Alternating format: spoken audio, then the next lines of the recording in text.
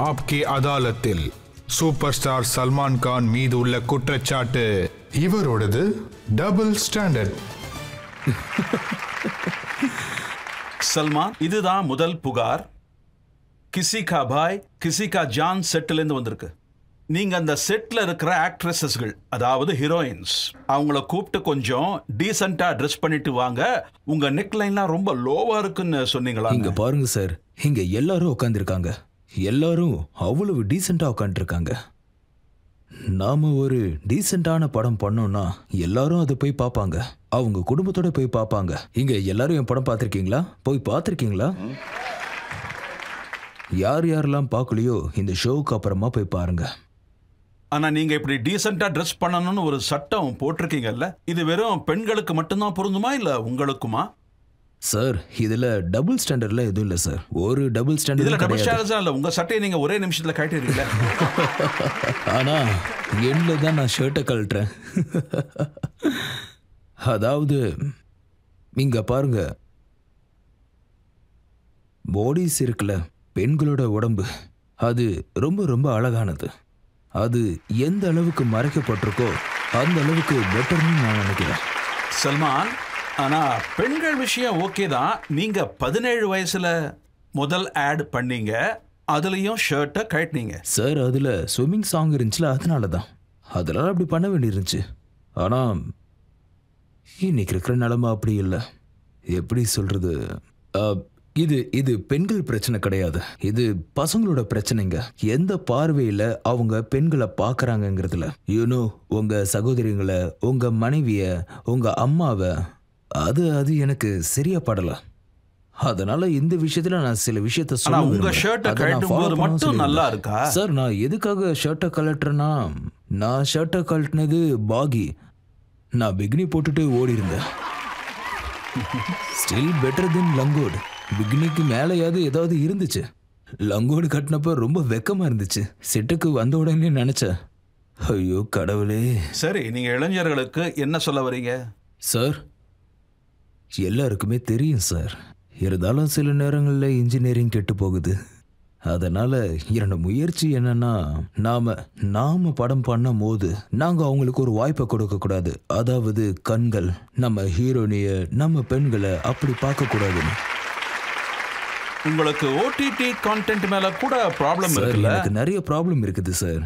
I think OTT பிளாட்ஃபார்ம்ல கூட sensor இருக்கிறது நல்லதுன்னு நினைக்கிறேன். ஏன்னா நம்ம படத்துல 2 பஞ்சஸ் அதிகமா இருந்தா கூட சென்சார்ல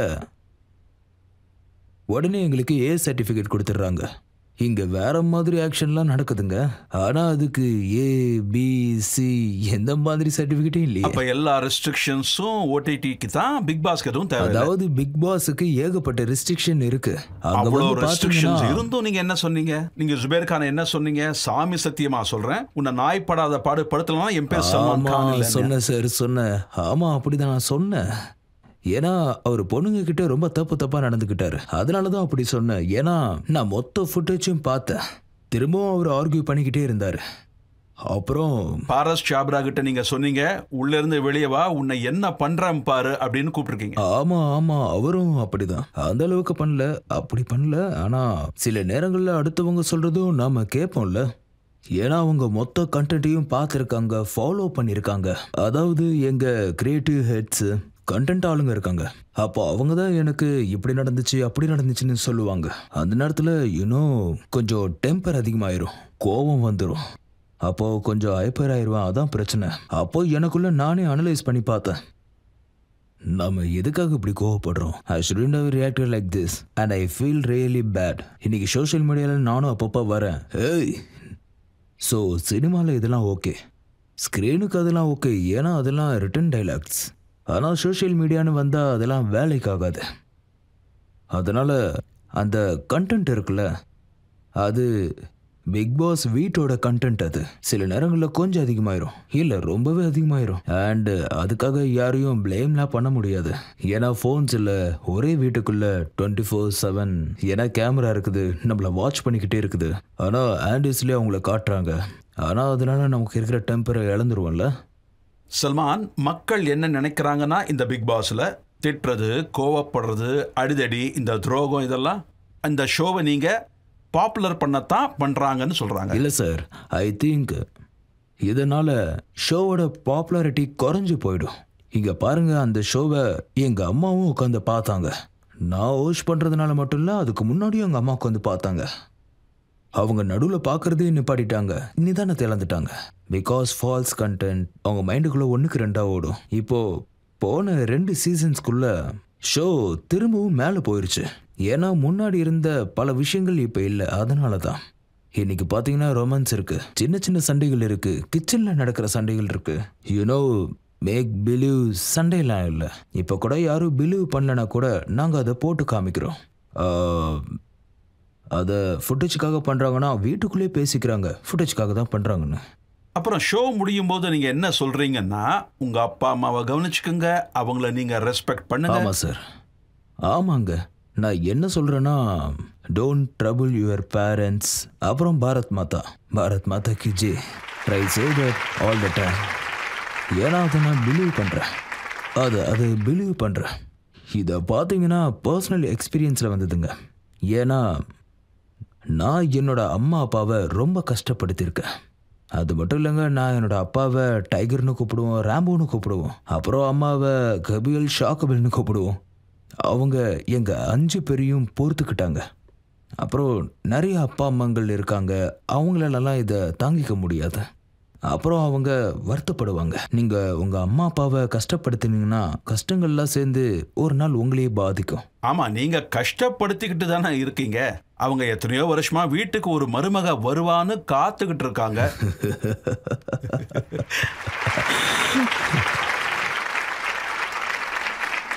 சார், நான் இங்கே என்ன சொல்கிறது, ஆனால் ஒரு பிளான் இருந்துச்சு சார். மருமக வேணும்னு பிளான் இல்லை, குழந்தை வேணும்னு இருந்துச்சு. ஆனால் அது சட்டப்படி நம்ம நாட்டில் நடக்க வாய்ப்பே இல்லை. இனி என்ன பண்ணுறதுன்னு பார்க்கலாம் சார், என்ன பண்ணுறதுன்னு யோசிக்க. நீங்கள் இன்னொருத்தருக்கு அட்வைஸ் பண்ணீங்கல்ல சல்மான், உங்களுடைய ஃபேவரட் அந்த ஷெனாஸ் கில்.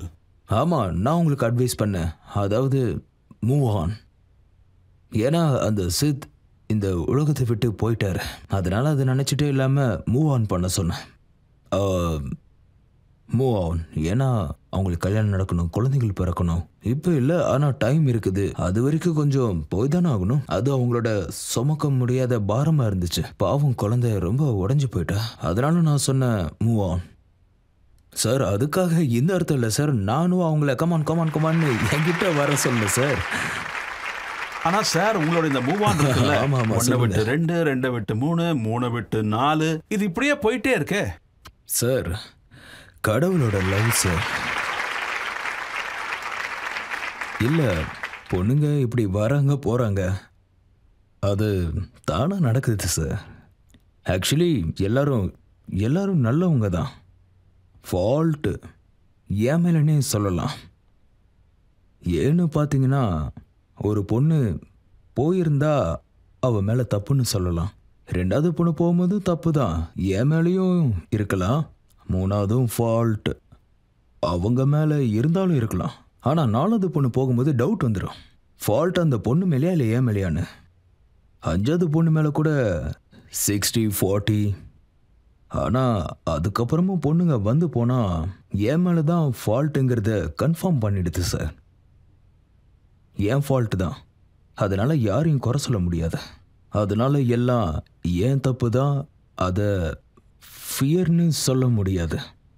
அதாவது அவங்க மனசில் இருக்கிற அந்த வாழ்க்கையை, அந்த சுகத்தை என்னால் ரியாலிட்டியில் கொடுக்க முடியாதோ, அதனால் எல்லாரும் அவங்க இடத்துல நல்லா இருக்காங்கன்னு நம்புகிறேன். நீங்கள் கரண் ஜோஹர் கிட்ட கூட இந்த கேள்வியை கேட்கலாம். ஏன்னா இப்போ அவர் 2 குழந்தைகளுக்கு அப்பா ஆயிட்டாரு சார். அதுதான் சார் நானும் முயற்சி பண்ணுறேன். இப்போ கூட சட்டம்லாம் சேஞ்ச் ஆயிருக்கு, பார்க்கலாம் சார். எனக்கு குழந்தைங்கன்னா ரொம்ப பிடிக்கும் சார். I love kids. ஆனால் கிட்ஸ் வரும்போதே அவங்க அம்மாவும் சேர்ந்து வந்துடுறாங்க சார். குழந்தைக்கு அம்மா தேவை தான் சார். ஆனால் எங்கள் வீட்டில் அம்மாக்குன்னு ஒரு டீமே இருக்கு. எங்கள் வீட்டில் ஒரு டிஸ்ட்ரிக்டே இருக்குது சார், ஒரு ஊரே இருக்குது. அவங்க குழந்தைங்கள நல்லா பார்த்துப்பாங்க. ஆனால் அந்த குழந்தையோட அம்மா, அதாவது என் மனைவின்னு வந்தா ரொம்ப கஷ்டம் சார். பாருங்க எவ்வளோ சந்தோஷமா இருக்காங்கன்னு.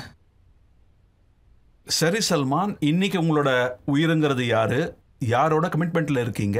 சார், இன்னைக்கு நான் வெறும் சகோதரன் தான். சகோதரன் தான். நான் யார் என்ன உயிரினும் கூப்பிட ஆசைப்பட்டனோ அவ இன்னைக்கு என்ன அண்ணன்னு கூப்பிடுறா. அப்ப நான் என்ன பண்றது சார்?